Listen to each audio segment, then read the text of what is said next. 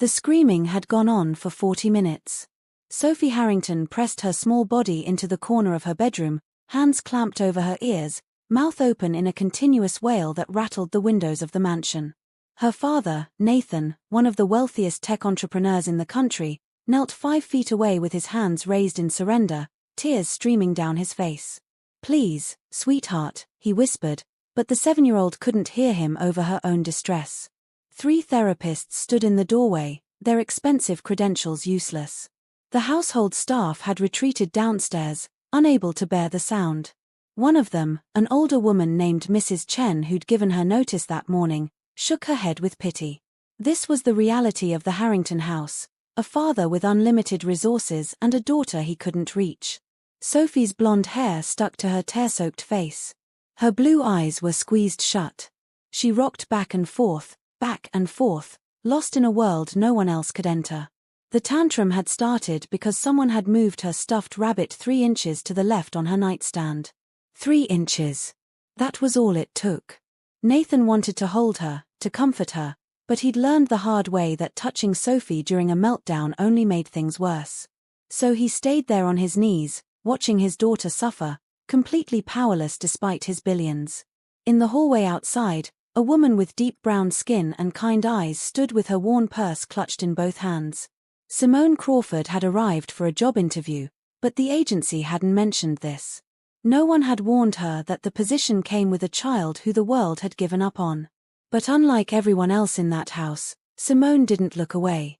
Would you ignore a child who's been silent for 2 years, or would you try one more time?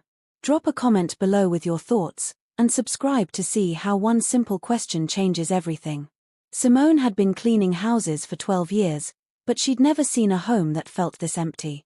The Harrington estate sprawled across 5 acres in Connecticut, with floor-to-ceiling windows that showcased manicured gardens and a private lake.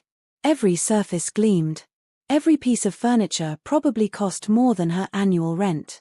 But something was missing. After Sophie's meltdown finally subsided, after the little girl had exhausted herself into a fitful sleep on her bedroom floor, Nathan Harrington met Simone in his study. He looked 10 years older than his actual age of 38, with dark circles under his grey eyes and the posture of a man carrying an impossible weight.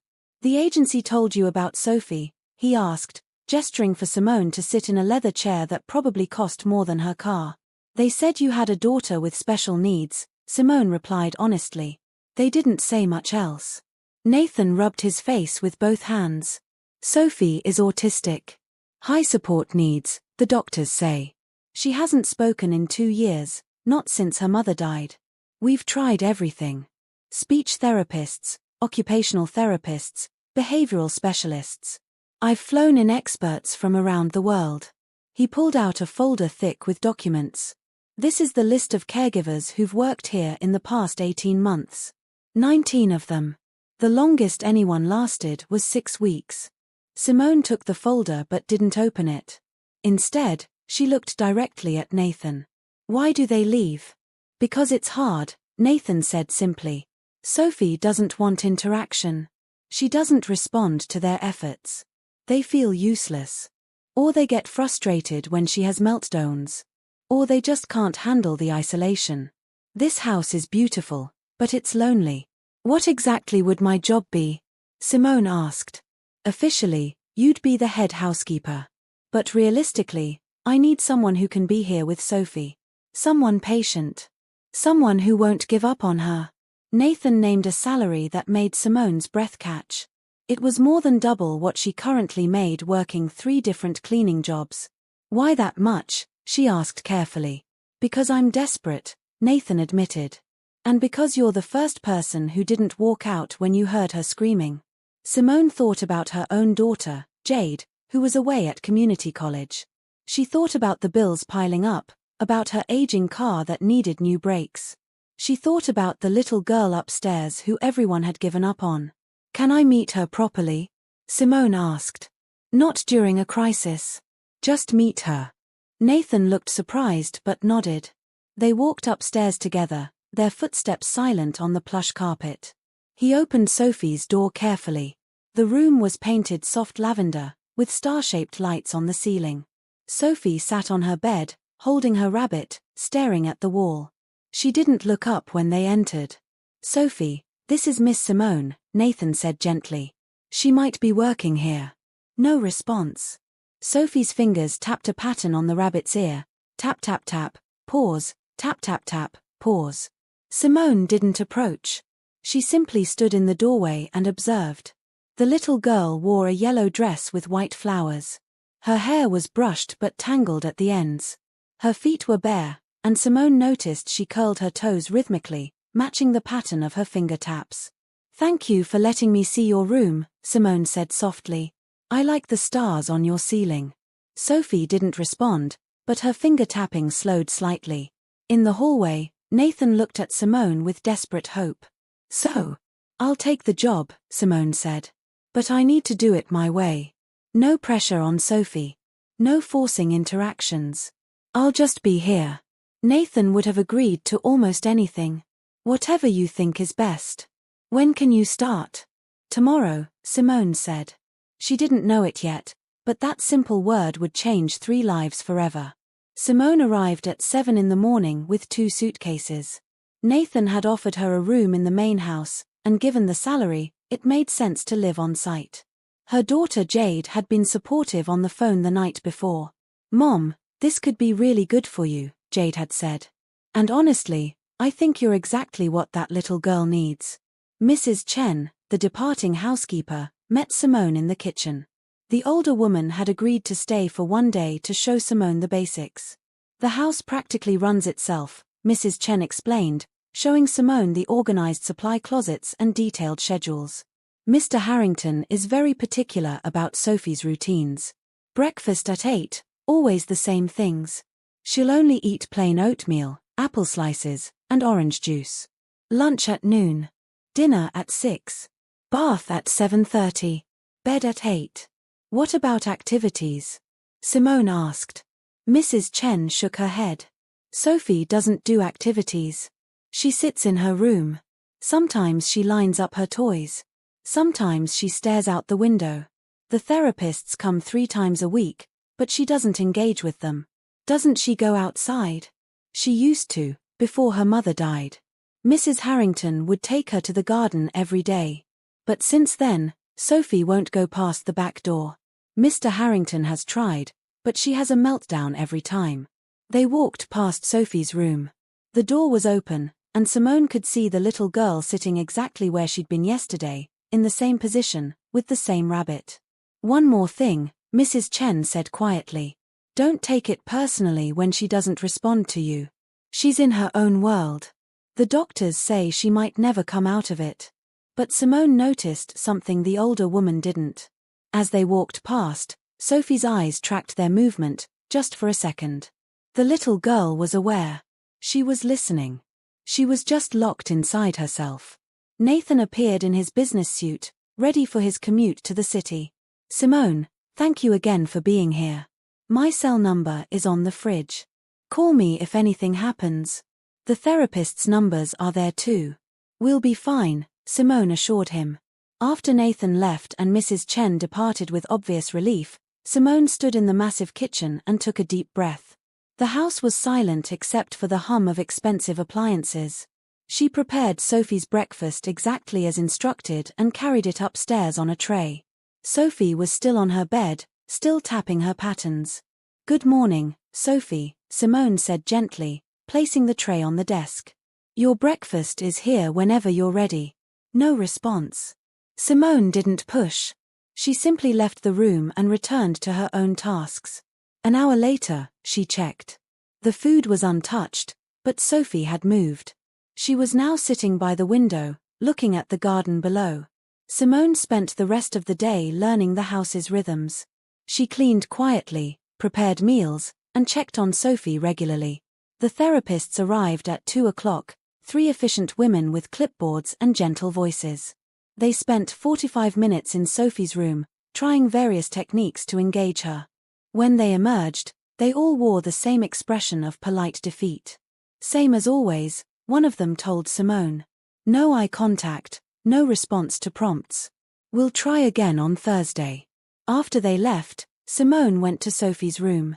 The little girl was back on her bed, rocking slightly, holding her rabbit tighter than before. "Rough afternoon?" Simone asked softly. She sat on the floor near the door, far enough away to not be threatening. "Those ladies mean well, but I bet it's exhausting when people keep asking you to do things you're not ready for." Sophie's rocking slowed, just slightly. Simone stayed there for 20 minutes, not talking, not pushing. Just being present. Eventually, she stood to leave. "I'll be downstairs if you need anything," she said. As she reached the door, she heard it. The softest sound. Not words, just a small exhale, almost like Sophie was acknowledging her presence. It wasn't much, but it was something. Are you the type of person who sees potential where others see hopelessness? Subscribe to follow Sophie's journey, and comment what you would do in Simone's position. The first week passed in careful observation. Simone learned that Sophie operated on precise patterns. She woke at exactly 6:47 every morning. She arranged her stuffed animals in the same order every day: rabbit, bear, elephant, dog. She only wore dresses, never pants. She refused anything with tags or rough seams. But Simone also noticed things the therapists had missed. Sophie wasn't disconnected from the world. She was overwhelmed by it. Every sound, every texture, every change was processed at maximum volume. When the gardener used his leaf blower, Sophie covered her ears. When the sun hit her room at a certain angle, she moved to the shadows. When someone wore strong perfume, she retreated to her closet. The world wasn't ignoring Sophie. Sophie was trying desperately to manage a world that was too loud, too bright, too much. On Thursday, Simone tried something new. While Sophie sat by her window, Simone sat in the hallway just outside the open door and hummed softly. Nothing specific, just a gentle melody her own grandmother used to sing. Sophie's tapping fingers slowed. The next day, Simone hummed again. This time, Sophie turned her head slightly, not looking directly at Simone but acknowledging the sound. Nathan noticed the change when he came home Friday evening. "She's calmer," he said, watching his daughter from the doorway. "I haven't heard her have a meltdown all week. She knows her environment now," Simone explained. "I'm predictable. I don't push. I'm just here." The previous caregivers tried to interact constantly, Nathan said. They thought engagement was the key. "Sometimes space is engagement," Simone replied. Over the weekend, Simone made another observation. On Saturday afternoon, a summer breeze blew through Sophie's open window, making the sheer curtains dance. Sophie stopped everything she was doing and stared, mesmerized. Her hands began moving, not tapping, but flowing in the air, mimicking the curtain's movement. Simone watched from the doorway. Sophie was dancing with her hands, following the rhythm of the wind. That's when Simone understood. Sophie wasn't silent. She was speaking a different language. Movement was her voice. On Sunday evening, Simone found Nathan in his study. "I'd like to try something with Sophie," she said. "But I need you to trust me." Nathan looked up from his laptop. "What kind of something?" "I think Sophie responds to movement and rhythm. I want to introduce music and see if she engages." "We've tried music therapy," Nathan said tiredly. The therapist brought instruments. Sophie wouldn't touch them. "This would be different," Simone said. "No expectations. No goals. Just movement and presence." Nathan studied her face. "You really think this could work?" "I think Sophie is already communicating. We just haven't been listening in the right way." "Then try," Nathan said. "At this point, I'll try anything." The next morning, Monday of Simone's second week, she prepared for a risk. She put on soft clothes, nothing restrictive. She let her hair down instead of pulling it back. And when she brought Sophie's breakfast upstairs, she did something the therapists would have considered unconventional. She didn't bring the food immediately into Sophie's room. Instead, she stood in the hallway and began moving, gently swaying to a rhythm only she could hear. Her movements were simple, natural, like someone enjoying a song in their head. Sophie, sitting on her bed, turned to look. Simone didn't acknowledge the attention. She just continued, humming that same gentle melody from earlier in the week, letting her body flow with the sound. And then, for the first time, Sophie stood up from her bed and walked to her doorway. She didn't come closer. But she watched. And her fingers, instead of tapping their anxious pattern, began moving in the air, following Simone's rhythm. Simone's heart pounded, but she kept her movements steady, calm, inviting. "Sophie," she said softly, still swaying. "Do you like to dance?" The little girl's blue eyes locked onto Simone's brown ones. It was the first real eye contact in 2 years. And though Sophie didn't speak, her hands answered, moving with the music that filled the space between them. For 3 days, Simone and Sophie danced in silence. Not together, not yet. But in parallel. Simone would move in the hallway, and Sophie would respond from her doorway, her hands creating patterns in the air, her body swaying slightly. Nathan watched from the stairs, afraid to breathe too loud, afraid to break whatever magic was happening. He'd called Sophie's primary therapist to tell her about the development. "Encourage it," the therapist had said.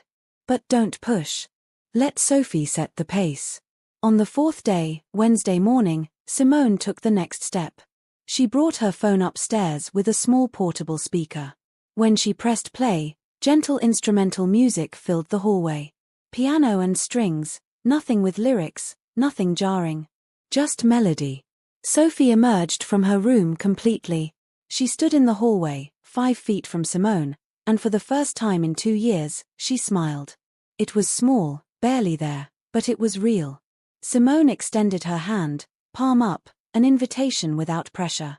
Sophie stared at it for a long moment. Then, slowly, she reached out and touched Simone's fingers. Just the tips, the briefest contact. But it was contact. "Would you like to dance with me?" Simone asked softly. Sophie didn't answer with words. Instead, she began moving, her whole body this time, not just her hands. She twirled in place, her yellow dress spinning around her. Her movements were unpracticed but joyful, like she'd been waiting years for permission to move this way. Simone matched her energy, spinning too, keeping her movements open and free. They danced in that hallway for 15 minutes, and when the song ended, Sophie didn't retreat to her room. She stood there, breathing hard, looking at Simone with something like wonder. "That was beautiful," Simone said. "You're a beautiful dancer." Sophie's smile grew wider. She reached for Simone's hand again, this time gripping it properly. Then she pulled Simone into her bedroom, a space she'd never invited anyone into before. The room was exactly as organized as Simone had seen every day, but Sophie led her to the window. The curtains were still there, dancing in the breeze. Sophie pointed at them, then at Simone, then began moving her hands again. "You want to dance like the curtains?" Simone asked. Sophie nodded. An actual nod. Communication. For the next hour, they danced together in Sophie's room. Simone showed her simple movements, how to stretch like she was reaching for something high, how to move low like water, how to spin with arms wide. Sophie absorbed everything, adapting each movement to her own body, her own understanding. When Nathan came home that evening, he found them in the living room. Simone had moved their dance downstairs, gradually expanding Sophie's comfort zone. Music played from the speaker, and his daughter, his silent unreachable daughter, was holding hands with Simone and stepping side to side in a basic dance. Nathan's throat closed with emotion. He stood frozen in the doorway, not wanting to disturb them. But Sophie saw him. And instead of stopping, instead of retreating, she let go of Simone's hand and walked to her father. She took his hand and pulled him into the room. "Sophie wants you to dance too," Simone said gently. Nathan, who hadn't danced since his wedding, who had 2 left feet and no rhythm, nodded. "Okay, sweetheart. Show me how." Sophie placed his hands in position, mimicking what she'd learned from Simone. Then she began moving, and Nathan followed clumsily, tears running down his face, dancing with his daughter for the first time in her life. Simone stepped back, letting them have the moment, her own eyes wet. This was why she'd taken the job. Not for the money, though that helped. But for this. For the chance to help someone find their voice, even if that voice wasn't made of words. After dinner, when Sophie was in bed, Nathan found Simone in the kitchen. He looked younger than he had in weeks, like hope had taken years off his face. "I don't know how to thank you," he said. What you've done in 2 weeks, it's more than anyone has accomplished in 2 years. Sophie did it herself, Simone replied. She was ready. She just needed someone to ask the right question. The dance question, Nathan said, smiling. The dance question. Nathan pulled out an envelope. I know we agreed on a salary, but I want to adjust it. You're not just a housekeeper. You're Sophie's companion, her teacher. This new amount reflects that. Simone opened the envelope and nearly dropped it. The figure was more than she'd made in the past 3 years combined. Mr. Harrington, this is too much, she started, but he held up his hand. It's not nearly enough. Please, take it. Let me do this. You've given me my daughter back. Simone thought about refusing, about pride, about maintaining boundaries. But then she remembered her own needs, her daughter's education, the security this could provide. And she remembered what Nathan had said 2 weeks ago. He was desperate, and desperation made generosity easy. Thank you, she said with genuine gratitude. I accept. And I promise I'll continue doing everything I can for Sophie. I know you will, Nathan said. That's why I trust you. The dance sessions became the structure of their days. Every morning at 9, after Sophie's breakfast, Simone would play music in the living room. Sophie would emerge from her room, sometimes quickly, sometimes slowly, but she always came. They developed a routine. First, stretching movements. Then simple steps. Then free dancing, where Sophie could move however her body wanted. Finally, stillness, where they would sit together and breathe. Sophie's therapists were amazed when they arrived for their Thursday session. The little girl who'd ignored them for months actually looked at them when they entered. She didn't speak, but she reached for Simone's hand, as if asking for permission or reassurance. This is remarkable progress, one therapist said. Would you mind if we observed your methods? Simone had no formal training, no certificates, no degrees. But she had intuition and patience. Of course. But Sophie chooses what we do. I follow her lead. The therapists watched as Simone put on music and began moving. Sophie joined her immediately, and for 20 minutes, they danced together. The therapists took notes, asked questions, suggested incorporating their techniques into Simone's approach. Whatever you're doing, keep doing it, they all agreed. By the second month, Sophie's world had expanded significantly. She now danced in every room of the house. She'd go outside to the garden, as long as Simone came with her. She'd even started touching other people, briefly, when she felt comfortable. But the most significant change was her communication. Sophie had developed a whole language of gestures and movements. A certain hand motion meant she was hungry. A specific sway meant she needed quiet time. A twirl meant she was happy. Simone learned to read every signal, and Nathan was learning too. Father and daughter spent their evenings together now, sometimes dancing, sometimes just sitting side by side while Sophie moved her hands through the air, telling stories only she understood. I forget sometimes that she's still nonverbal, Nathan admitted one evening. She communicates so clearly now. Words aren't the only language, Simone said. Sophie speaks volumes. One afternoon in late July, something shifted. Sophie was in the garden with Simone, dancing barefoot on the grass, when she suddenly stopped. She walked to the flower bed where roses bloomed in shades of pink and red. She picked one carefully, avoiding the thorns, and brought it to Simone. Then she did something new. She hummed. Just 3 notes, barely audible, but they were there. Sound, produced intentionally, a step toward speech. Simone accepted the flower with gentle hands. Thank you, Sophie. This is beautiful. Sophie hummed again, the same 3 notes. Then she returned to dancing, as if she hadn't just made a monumental breakthrough. Simone waited until that evening to tell Nathan, wanting to be sure it wasn't a one-time occurrence. But at dinner, when Nathan asked Sophie if she'd enjoyed the garden, she hummed those same 3 notes. Nathan's fork clattered to his plate. Did she just? She's been humming all afternoon, Simone confirmed. 3 notes. Her way of saying yes, I think. Nathan covered his face with his hands. When he looked up, he was crying. Her mother used to hum to her. Those exact 3 notes. It was from a lullaby. That night, Nathan made a decision. He called Simone to his study. I want to make your position official and permanent. Not just as Sophie's companion, but as part of our family. I'm going to set up a formal contract, full benefits, retirement account, everything. You're not just an employee. You're the person who gave my daughter a voice. Simone could have negotiated, could have played hard to get, could have asked for more. But she'd learned from Sophie that sometimes the most powerful response is simple acceptance. I'd be honored, she said. This isn't just a job for me anymore. Sophie has changed my life too. How so? Nathan asked curiously. Simone smiled. She's reminded me that there's always another way to reach someone. You just have to be willing to try. My own daughter, Jade, she's always been so independent, so capable. I sometimes forget to just be present with her. Sophie has taught me that presence is the greatest gift. Nathan nodded. Sophie's mother used to say something similar. She believed that love was a verb, not a feeling. Something you did, not something you felt. Your wife sounds like she was wise.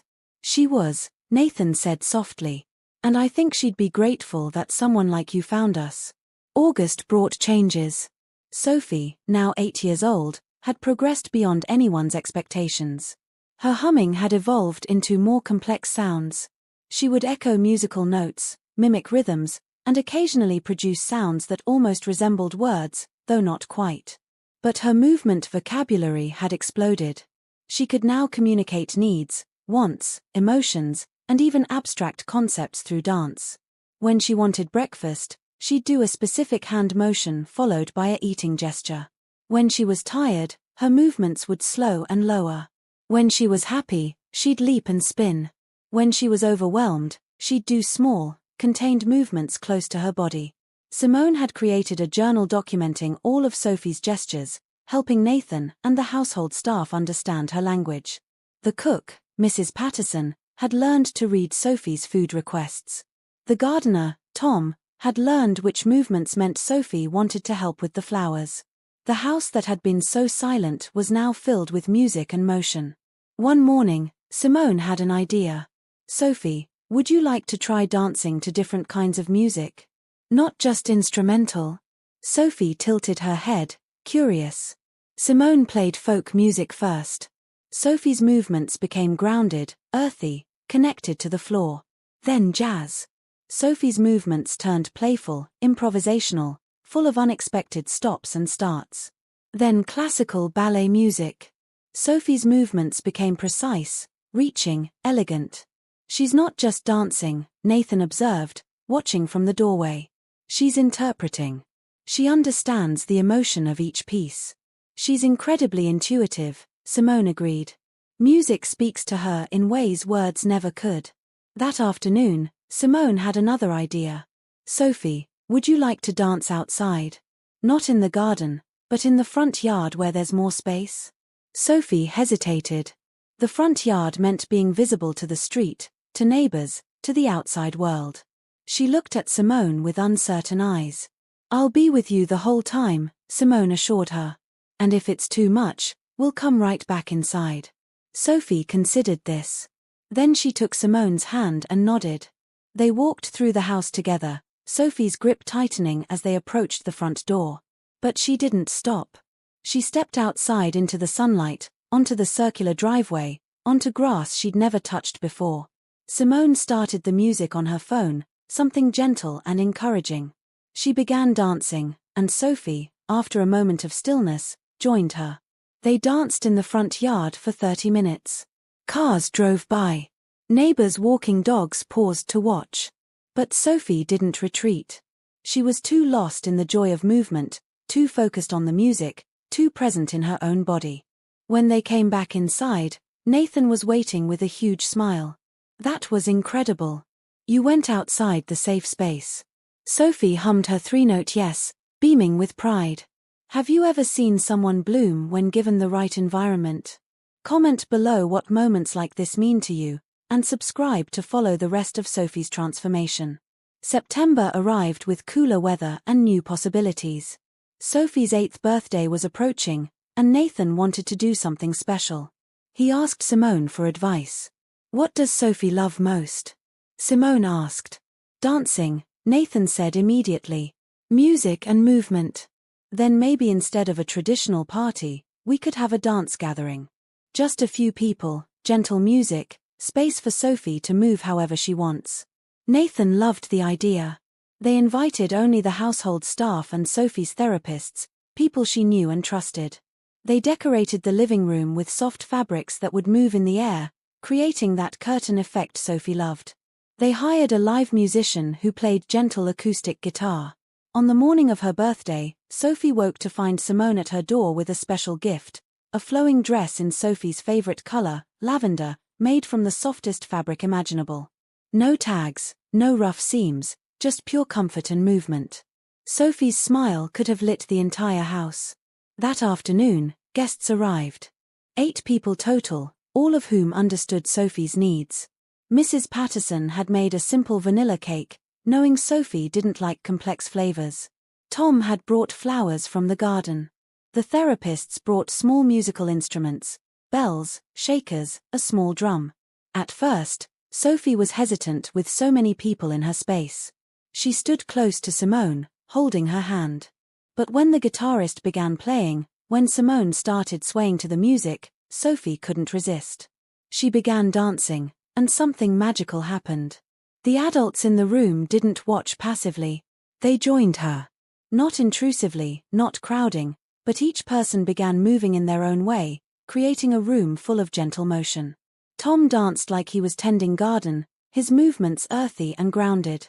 Mrs. Patterson moved like she was kneading bread, rhythmic and purposeful. Nathan danced like someone who'd finally learned to let go, his movements loose and free. And Sophie danced in the center of it all, spinning and leaping, her lavender dress flowing around her like water, her face radiating pure joy. After the cake, after the gifts, after everyone had gone home, Sophie did something unexpected. She walked to Nathan, took both his hands, and placed them on her shoulders. Then she positioned his feet and her feet in a formal dance position. She wanted to teach him a real dance. Nathan followed her lead, stepping when she stepped, turning when she turned. They moved around the living room together, father and daughter, finding a rhythm that was entirely their own. Simone watched from the kitchen doorway, giving them space for this moment. Nathan caught her eye over Sophie's head and mouthed 2 words, "Thank you." Later that night, after Sophie was asleep, Nathan sat with Simone in the study. "I want to do something," he said. "Something bigger than just our family." "What do you mean?" "My wife, Catherine, she always believed that every child could be reached. She believed that society gives up on kids like Sophie too easily. Before she died, she talked about starting a foundation to help families with autistic children, to fund research into alternative communication methods." "That sounds like a wonderful legacy," Simone said. "I want to actually do it.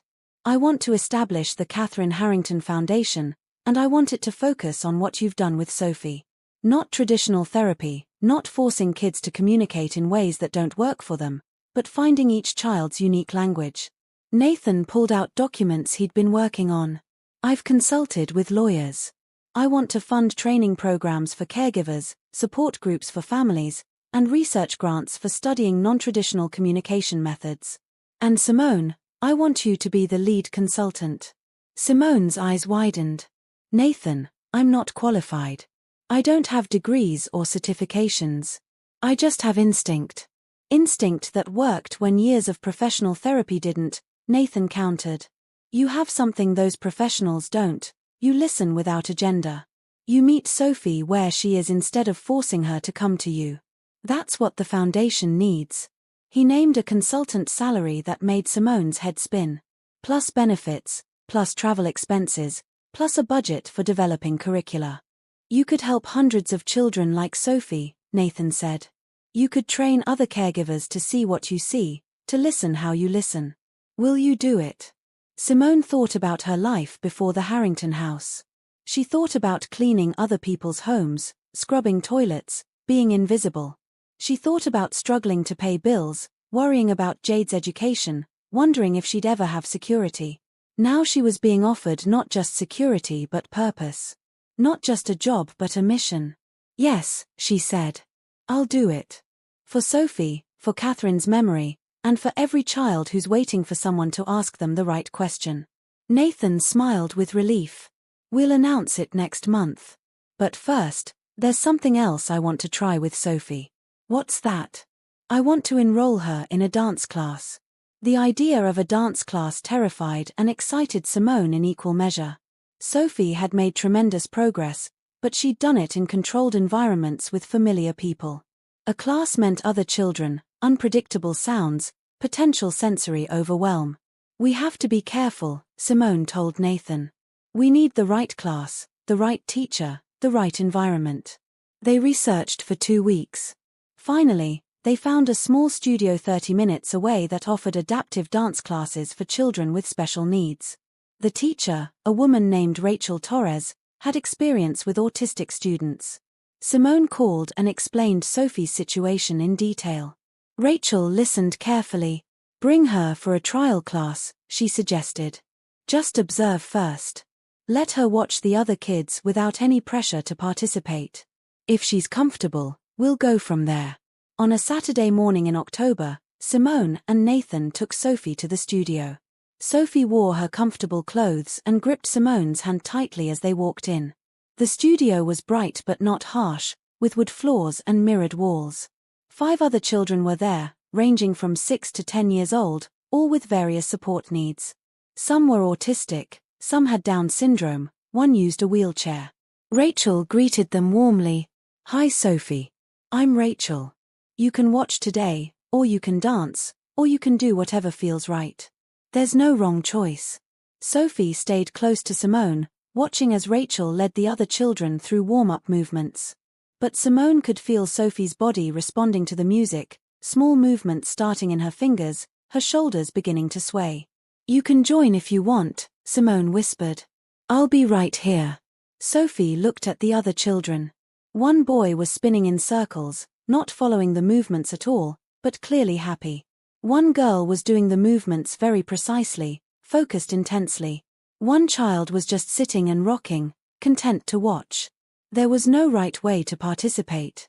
Everyone was accepted. Sophie let go of Simone's hand. She walked to the edge of the group, not quite joining but not separate either. When Rachel showed a movement, Sophie copied it. When the music changed, Sophie's movements changed too. By the end of the 45-minute class, Sophie had integrated into the group. She was dancing alongside the other children, in her own way, in her own space, but together. In the car on the way home, Nathan couldn't stop smiling. She did it. She was part of a group. She was herself in a group, Simone corrected. That's even better. Over the next month, dance class became Sophie's favorite part of the week. She started arriving earlier, staying later, even initiating interactions with the other children through movement.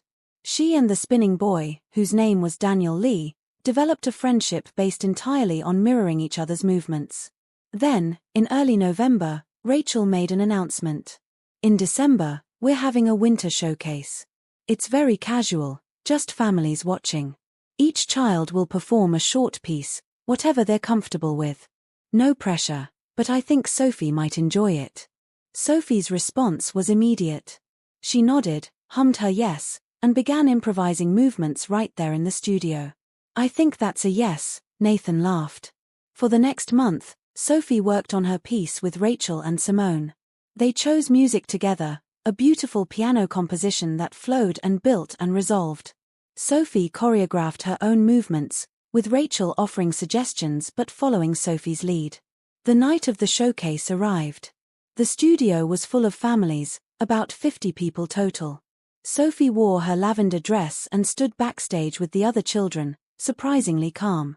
When her turn came, Simone held her breath.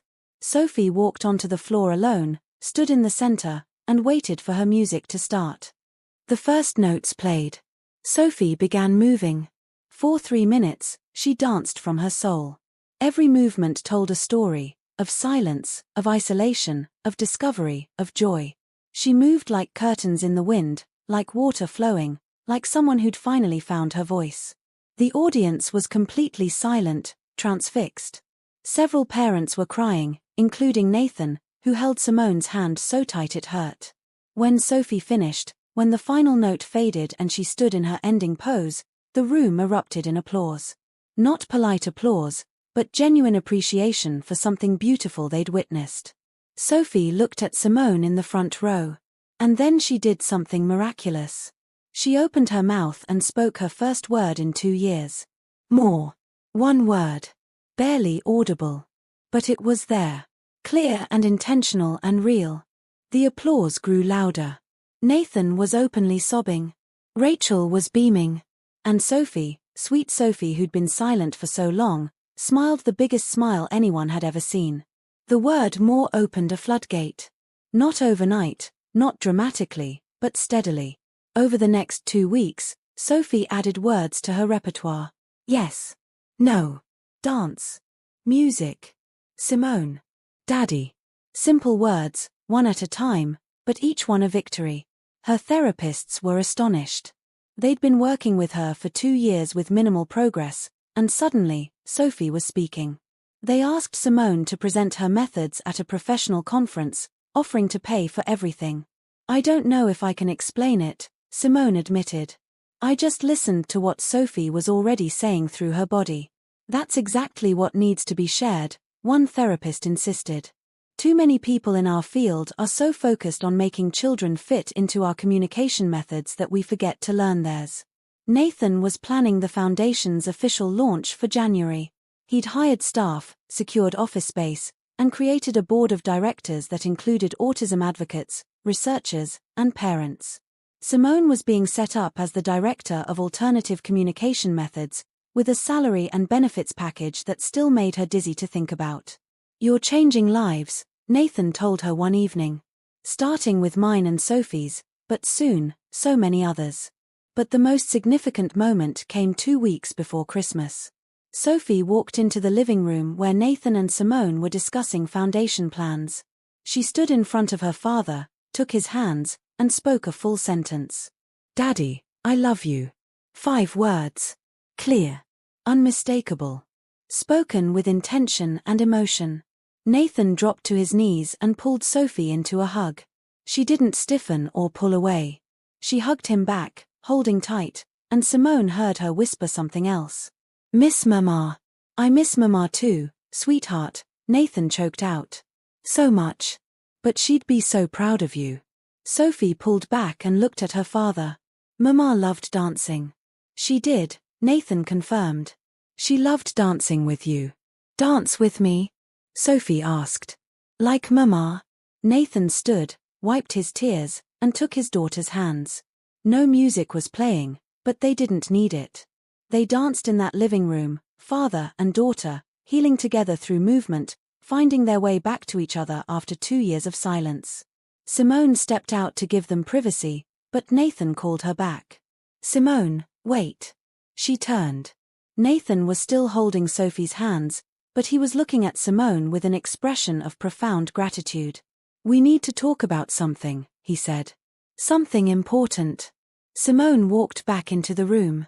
Sophie reached for her hand too, creating a circle of 3 people. Sophie and I have been discussing something, Nathan said. Well, I've been discussing it, and Sophie has been indicating her agreement. He took a deep breath. Simone, you're not just our employee. You're family. You've become as essential to Sophie's life as I am, maybe more. You've given her something I couldn't, a bridge back to the world. Nathan. Simone started, but he continued. I want to formalize that. I want to create a legal arrangement where you're officially recognized as part of Sophie's support system.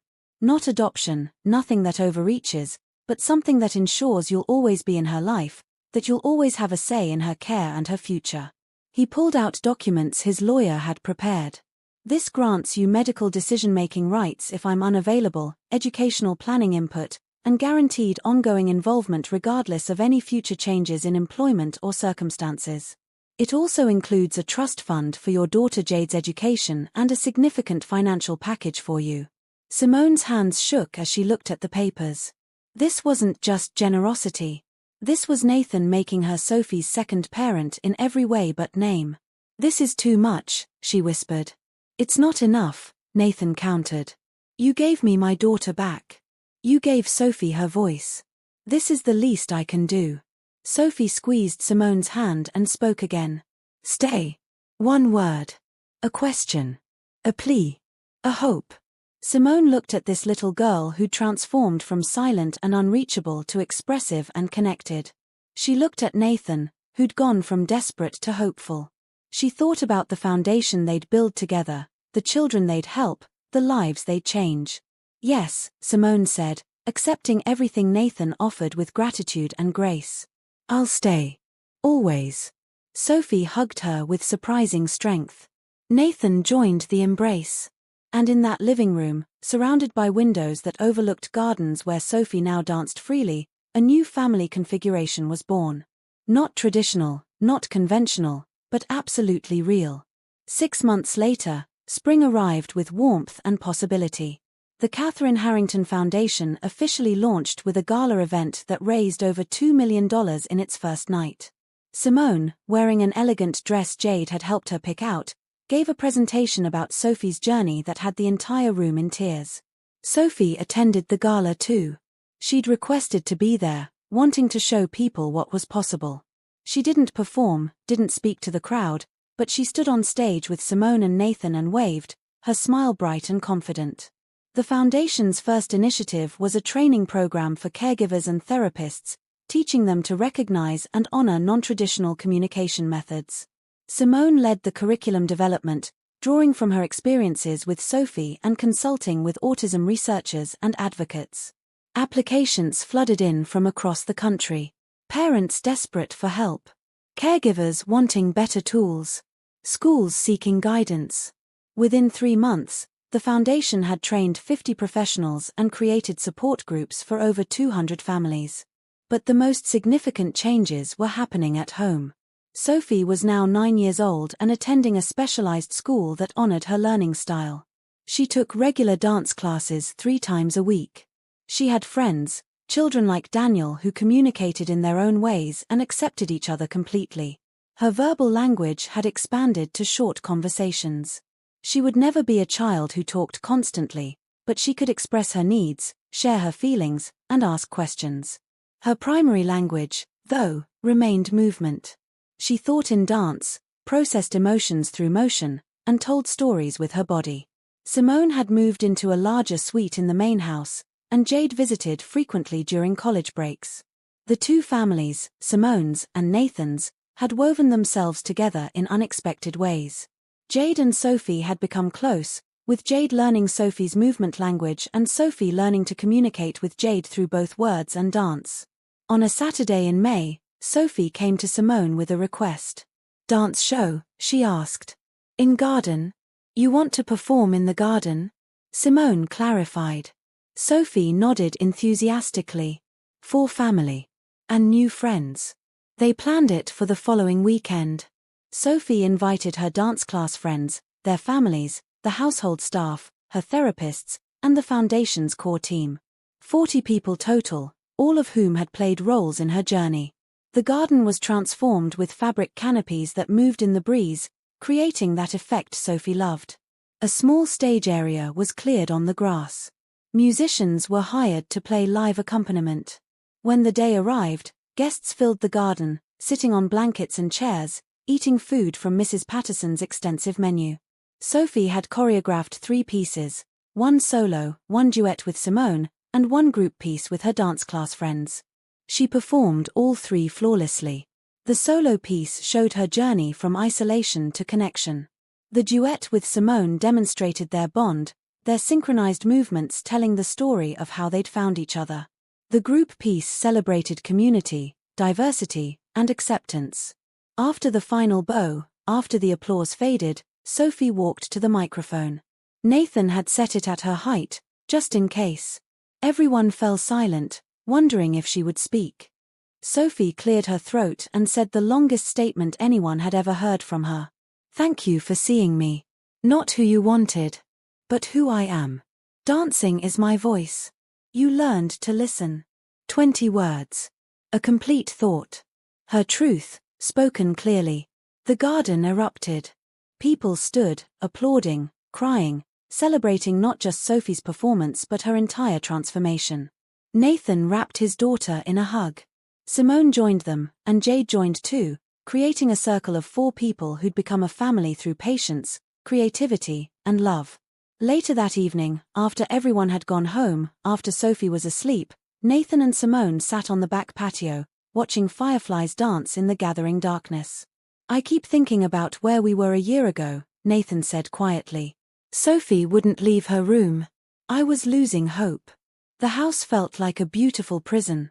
"A lot can change in a year," Simone replied. "Because of you." "Because of Sophie," Simone corrected. "She was always ready. She just needed someone to ask her the right question." "Do you like to dance?" Nathan quoted, smiling. Such a simple question. The most important ones usually are. Nathan pulled out an envelope. "One more thing. I know you've accepted everything I've offered, but there's something else." Simone opened the envelope to find documents for a house. Not just any house, but a beautiful home 3 blocks away from the Harrington estate, already purchased, already in her name. "Nathan, this is. Your daughter needs space to grow, and you need a home that's yours. But 3 blocks means Sophie can visit easily, means you're close enough to be part of her daily life. Jade can live there during college breaks. It's big enough for both of you, with an office for your foundation work." Simone looked at the photos. It was beautiful, perfect, everything she'd dreamed of but never thought she'd have. "I don't know what to say," she whispered. "Say you'll accept it. Say you'll let me do this. Say you'll continue being the person who saved my daughter's life." Simone looked at him with tears streaming down her face. "I accept. With gratitude. With love. With the promise that I'll always be here for Sophie, for you, for this family we've built." Nathan smiled. "That's all I needed to hear." Inside the house, Sophie dreamed of dancing. In her dreams, she moved through gardens and ballrooms and open fields, her mother watching from somewhere beautiful, proud of the girl who'd found her voice in movement, who'd been seen by someone who knew how to listen. The next morning, Sophie woke to find Simone at her door, as she had every morning for the past year. "Good morning, Sophie," Simone said warmly. Sophie smiled, climbed out of bed, and walked to Simone. She took her hands, positioned them for dancing, and asked a question of her own. "Dance with me?" "Always," Simone replied. And as they moved together in that sunlit bedroom, as they spun and swayed and communicated in the language they'd built together, both of them knew this was just the beginning. There were more children to help, more families to support, more questions to ask, more voices to find. But for now, in this moment, there was just dance. And that was everything.